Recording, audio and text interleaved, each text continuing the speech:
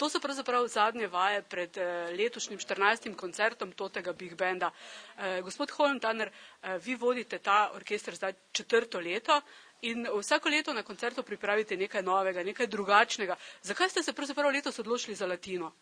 Ja, to je bilo čisto slučajno, zato ker, kot ste že rekli, vsako leto pripravimo koncert z neko tematiko. Do sedaj smo imeli običajno kakšno obletnico, kakega pevca ali znanega instrumentalista, kot Harry James, Frank Sinatra in tako naprej.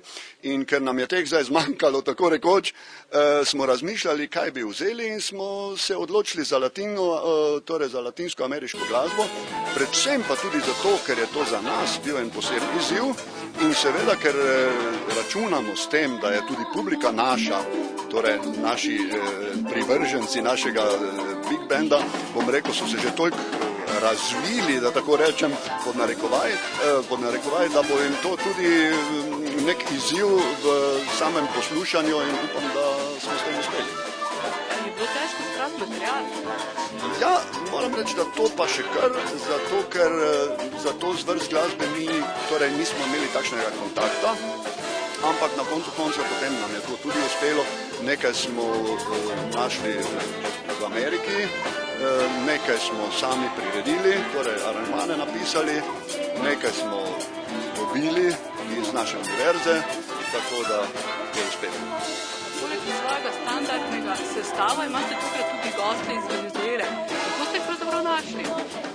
No, to je tako, poleg našega standardnega pravilno, torej standard za zasedbe imamo najprej že enega člana, stalnega člana več, to je naš Igor Ambrožič, ki igra tale tolkala, vsa mogoča južnoameriška, in poleg tega seveda smo uspeli dobiti še 2 gosta iz Južne Amerike, to pa zopet, ne da bi se hvalil, zaradi tega, ker sem jaz z njimi že nastopal, že pred leti in tako smo se spoznali in zdaj ob tej priliki, ker smo pač sklenili, da bomo to zvrst glasbe igrali na koncertu, sem se na njih spomnil, vprašal, če bi prišli in so se z veseljem odzvali in tako jih imam. Vi ste, ne samo, da ste profesor na glasbeni akademiji, da ste dirigent v orkestru, ste tudi glasbenik. Pa mi povejte, kaj je težje, takrat, ko ste sami z inštrumentom stali pred nekim dirigentom ali zdaj, ko vi stojite pred orkestrom?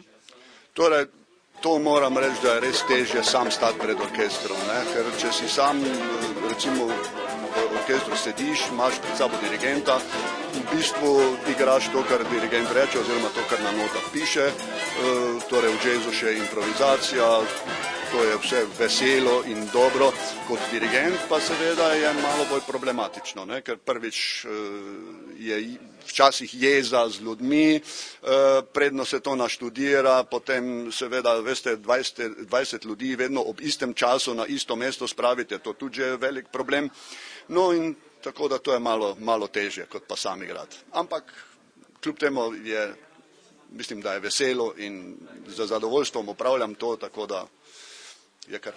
Odkar ste pravzaprav dirigent tega orkestra, se mi zdi, da se je precej pomladil.